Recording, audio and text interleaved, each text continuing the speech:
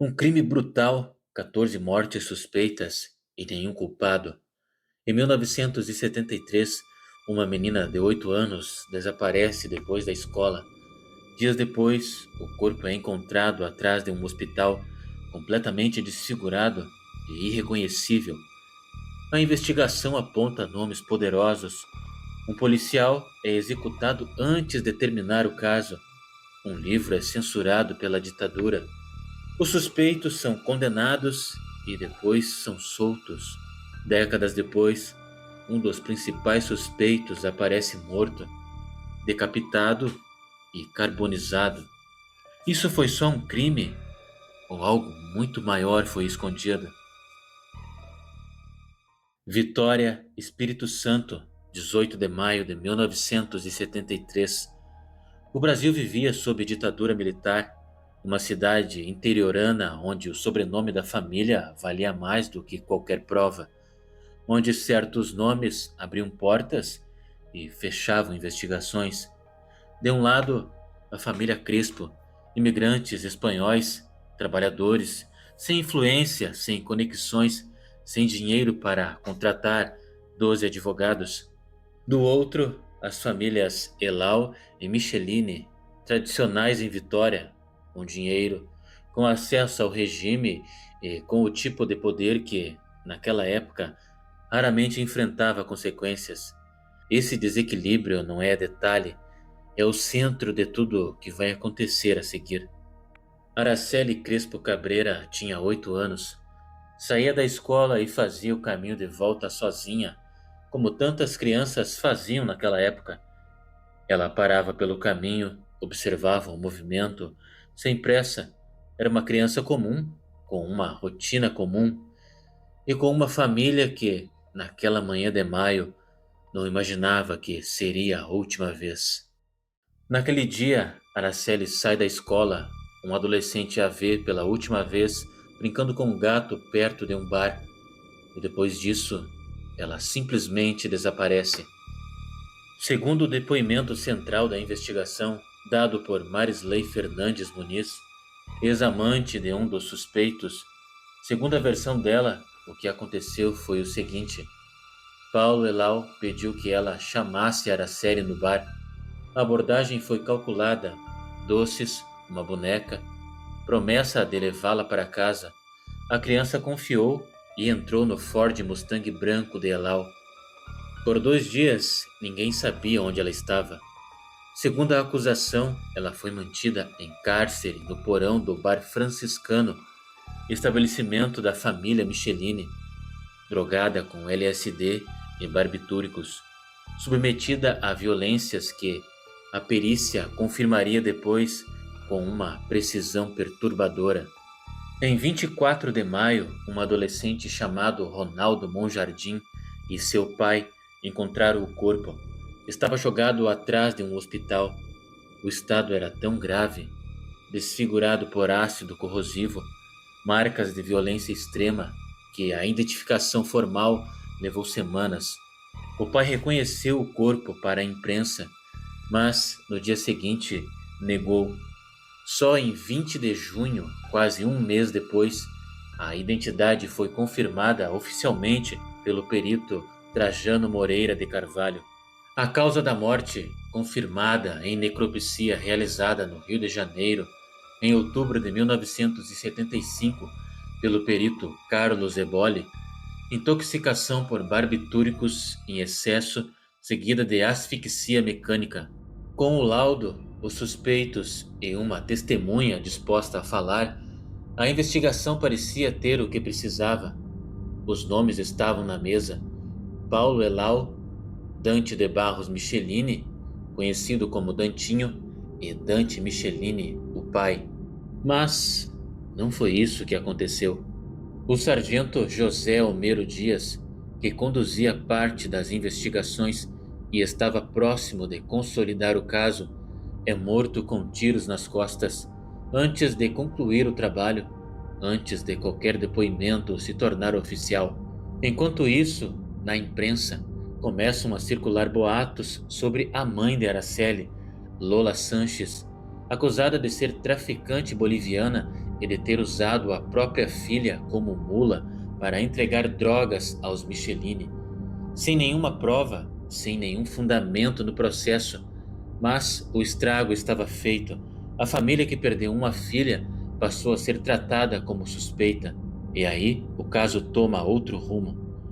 O depoimento de Marisley Fernandes Muniz era a peça central. Foi ela quem descreveu o rapto com detalhes: o Mustang branco, o bar franciscano, as drogas, o que teria acontecido dentro daquele porão. Segundo a própria versão, ela teria presenciado partes do que aconteceu. Esse relato passou a sustentar parte significativa da acusação ao longo dos anos, mas também foi constantemente questionada pela defesa. Ainda assim, foi a partir dele que a investigação ganhou forma. Os réus negaram tudo. Disseram que não conheciam Araceli, que não conheciam a família, que nunca haviam cruzado com ela na vida. Só que tem um problema. Uma CPI foi aberta na Assembleia Legislativa do Espírito Santo, impulsionada pelo deputado Clério Falcão. As investigações avançaram, a pressão pública cresceu. Em 1976, o escritor José Louzeiro publica Araceli, Meu Amor, um livro detalhando o caso. A ditadura censura a obra a pedido dos advogados da família Elau e Michelini. O escritor sofre uma tentativa de homicídio no hotel da família Elau. Um livro proibido, um escritor atacado, tudo para que a história não fosse contada. As famílias contrataram 12 advogados, 12, para desqualificar cada prova, questionar cada testemunha, alegar a cada instância que não havia nada que ligasse seus filhos àquela criança. E enquanto isso, as testemunhas iam sumindo, não de processo, mas da vida. Ao longo dos anos entre o crime e o julgamento, 14 pessoas ligadas ao caso morreram em circunstâncias suspeitas, testemunhas, investigadores, pessoas que sabiam algo. 14 mortes suspeitas documentadas ao longo do processo, incluindo o sargento José Almeiro Dias, morto a tiros antes de concluir a investigação. E quanto mais a polícia avançava, mais o caso parecia travar. A CPI concluiu que houve omissão policial por influência. Dante Michelini, pai, tinha contatos diretos no regime militar. A investigação inicial foi descrita como caótica, com provas destruídas pelos advogados dos acusados antes mesmo do julgamento formal. Em 1980, o juiz Hilton Cille condena os três, Elau e Dantinho, a 18 anos cada. Dante pai a 5 anos por cárcere privado. O juiz descreveu as provas como veementes, graves, sérias e em perfeita sintonia de causa e efeito. Falou em farta prova testemunhal. Por um momento, parecia que ia acontecer, que o sistema ia funcionar, que Araceli ia ter alguma resposta, mas não foi isso que aconteceu. O Tribunal de Justiça do Espírito Santo anula a condenação, não pelo mérito, por erro técnico. A pena não correspondia à previsão legal da época. Isso abriu um novo julgamento, 30 volumes, 12.000 páginas, mais de 300 depoimentos, 5 anos de análise. Em maio de 1991, o juiz Paulo Nicola emite sentença de mais de 700 páginas e absolve os 3 acusados. Eles foram condenados e depois todos foram soltos. A justificativa: provas insuficientes, sem DNA, sem materialidade direta. As evidências eram majoritariamente testemunhais e, em 1991, isso não foi suficiente. O Ministério Público recorreu, o tribunal manteve a absolvição em 1992. Em 1993, a prescrição encerrou qualquer possibilidade de novo processo. Pense no que aconteceu aqui. Havia laudo pericial detalhado, havia uma testemunha que descreveu o crime com precisão, havia a CPI que concluiu omissão policial, havia um juiz que, em 1980, chamou as provas de veementes e graves. E no meio de tudo isso, 14 mortes, um escritor atacado, um livro censurado, uma mãe destruída por boatos fabricados, um sargento executado. Nenhum desses elementos foi provado judicialmente como interferência, mas o padrão existe, e é difícil olhar para esse padrão e chamar tudo de coincidência. Isso foi incompetência ou encobrimento? A resposta oficial é falta de provas. A resposta que o caso deixa no ar é outra. A família de Araceli nunca se recuperou. Décadas de processo, de esperança e de silêncio deixam uma marca que não fecha. Mas o caso deixou algo no Brasil. Em 2000, a Lei número 9.970 instituiu o Dia Nacional de Combate ao Abuso e à Exploração Sexual de Crianças e Adolescentes. 18 de maio, data do desaparecimento de Araceli, a deputada Rita Camata, capixaba, foi a autora da proposta. O ECA, promulgado em 1990, foi diretamente influenciado por casos como esse, que escancaram as falhas dos antigos códigos de menores e forçaram o país a repensar a proteção de crianças de forma radical.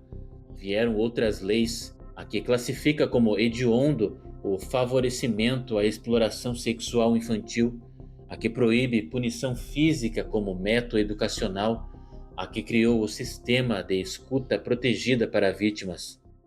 Uma menina de 8 anos que o sistema falhou em proteger acabou se tornando razão para que milhões de outras crianças tivessem proteção legal no Brasil. Mas nenhuma lei traz ninguém de volta, e nenhuma lei pune quem já foi absolvido e prescrito. Fevereiro de 2026, Dante de Barros Michelini, o Dantinho, é encontrado morto em um sítio em Meaípe, no município de Guarapari, Espírito Santo, decapitado e carbonizado. A mesma brutalidade que ele foi acusado de praticar contra uma criança de 8 anos voltou para ele décadas depois, de forma mais literal possível. Vingança, acerto de contas, alguém que nunca esqueceu? Não sabemos e talvez nunca saibamos, assim como nunca soubemos com certeza judicial o que aconteceu com Araceli. Décadas depois, a violência volta, mas a verdade nunca apareceu. Quem matou Araceli?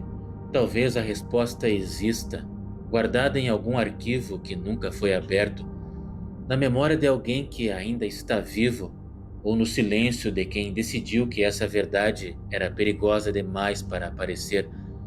O sistema fez o seu trabalho, só que o trabalho dele não era encontrar o culpado.